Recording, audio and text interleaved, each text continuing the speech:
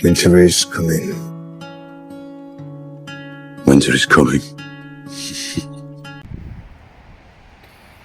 Winter is here.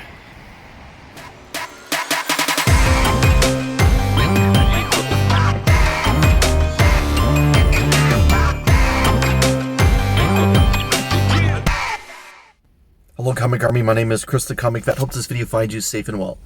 Well, the weather outside is a little frightful, but inside here, it's delightful. Why? Because it's New Comic Book Day. And I didn't think today was going to be a big New Comic Book Day, but yet here we are. And not only that, we're going to spotlight some of the books that are going to be given away in the December Comic Army box, which will be given away the first Wednesday in January. And we're going to get into those books as well.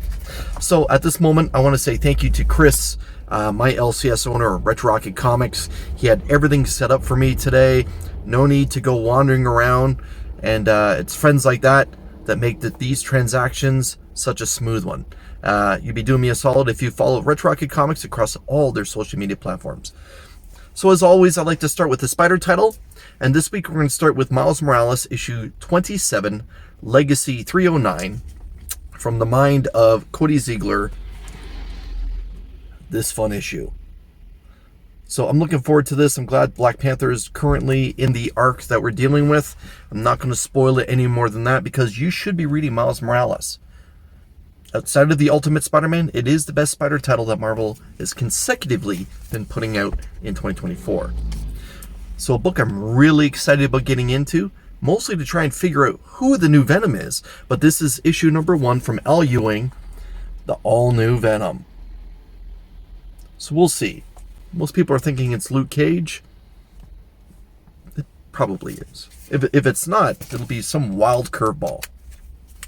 So let's get into some independence right away. Like that's it. It's only 2 Marvel books. I've been reading Spawn for a very long time now. This is Spawn 359. And this is definitely a candidate for cover of the week. That is really, really nice. The cover of the week, we'll get into a little bit later. It is an incredible cover, I promise. So let's get into some Jenny Frison stuff, shall we? As you know, if you've been following this channel, one of my all-time favorite artists is definitely Jenny Frison. I love her art style. And Chris was fortunate enough to get a copy of Frankenstein issue 4 for me. I know it came out a little while ago, but I'm happy to have this one.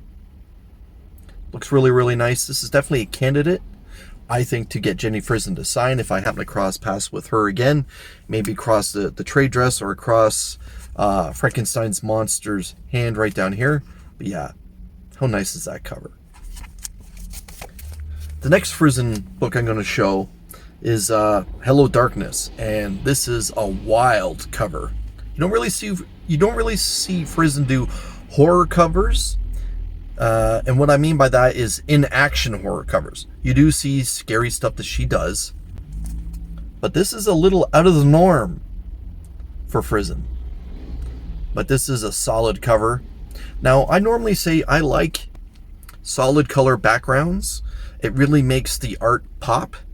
I don't know about this one, though. I kind of think maybe if there was a background there, like maybe a street setting or a field setting or in some sort of room, outside of basically just that red, I don't know about that. But if you look at the art subject, it is incredible. Great work. I just don't know about that background. But that's just me. Now, if I were to do a tie for cover of the week, which I try not to do, this would be one that I would consider to tie. This is Poison Ivy issue 28. And my goodness, does anyone do Poison Ivy better than Jenny Frison right now? This is spectacular. Spectacular. Now, again, it is kind of the norm for Frison's style with flowers or some sort of foliage around Ivy. But if you just look at Ivy's face herself, that is incredible, incredible work.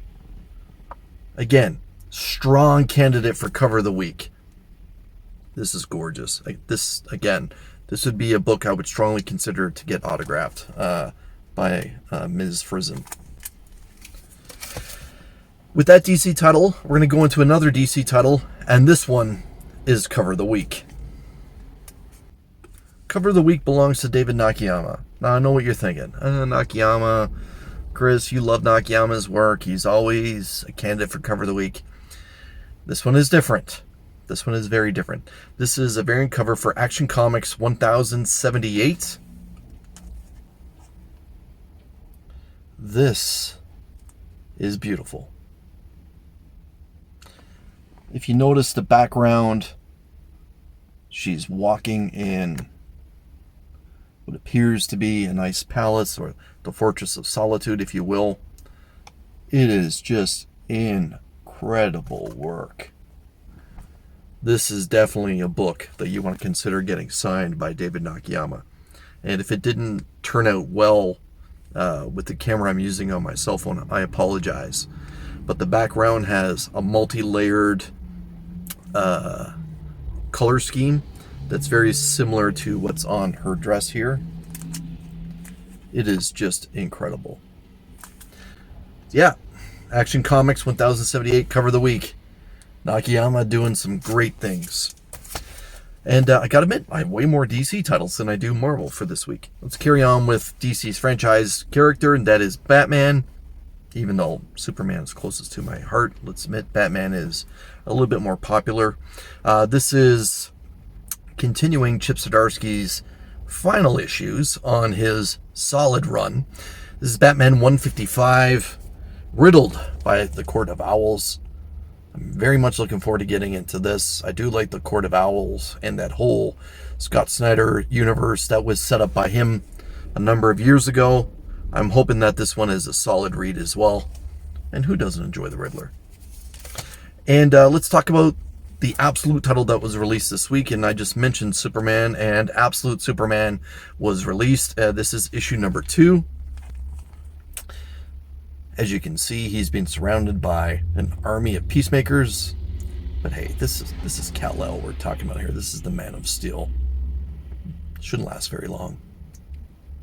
Absolute Superman, I did thoroughly enjoy Absolute Superman issue number 1, even though I thought they brought the character much later into the story compared to what I would like. But I do like the subtle twists that they've done to the character. Like, as you can see, Superman is kind of firing up here. Yeah. Excited to get into that one. Now, we'll just take a quick moment to take a look at the 2 preview books that came out. From Marvel, on the front cover, it has The Rise of Emperor Doom. So here you can see Dr. Doom is still the Sorcerer Supreme.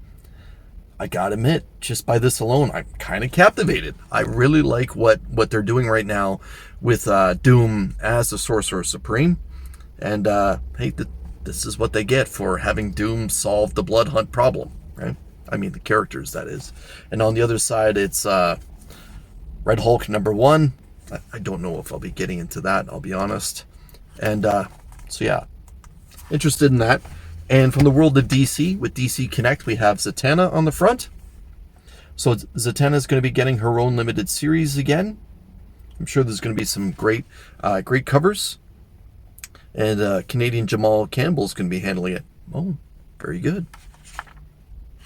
And on the back, it talks about McFarlane Toys putting out some figures from Batman Forever. Now, let's talk about the giveaway. If you're a channel member, you're a member of the Comic Army, your name is already in. You don't have to worry about anything. But if you're not, you may want to consider hitting that join button down below. There are 2 distinct areas for you to select from to become a channel member, a member of the Comic Army. These are all books donated by Chris from Retro Rocket Comics to kickstart this incredible Comic Army box for the month of December, which will be given away again the first Wednesday in January during my live stream, the new Comic Book Day Hangout that I like to call Show Us What You Got. It goes live at 7 p.m. Eastern Standard Time. The first book I'm going to show is a book that's limited to 3,000 copies from previews. This is the Greg Land variant, gorgeous cover for West Coast Avengers number 1. How awesome is it that we have that 80s and 90s Iron Man armor back? Just a great cover. Great cover. Let's see if I can just quickly show everyone the back. So there we have it. the PX Previews copy, limited to 3,000. This is, like I mentioned, the first book that will be tossed into the Comic Army box. Let's put that down there and fix it up a little bit later. Also is New Mutants 98, but not that New Mutants 98. This is the 3D pan-dimensional reprint. Very cool. So that one's going in, as well as the very hot Justice League Unlimited issue number 1. This awesome cover A. I really enjoyed this book. I really, really enjoyed it. I hope you do too. If you didn't get a copy, now's your opportunity. The Red Band edition of Werewolf by Night issue number 1. Still in the poly bag. Waiting for you to open it if you happen to win it. Werewolf by Night has always been solid, especially over the last few years. Taboo was the first writer that I got into in my return to Werewolf by Night, and it's been a lot of fun ever since. And the final book I'm going to show for this week's entries into the Comic Army box is this gorgeous Nakayama cover of Batman Uncovered issue number 1. Awesome cover. That's a nice take by David Nakayama on The Dark Knight. There you go. That's a great way to kick off the Comic Army box. Yeah. I gotta admit, I'm kind of jealous. I wouldn't mind some of these books for myself. But hey, that's 5 issues right away.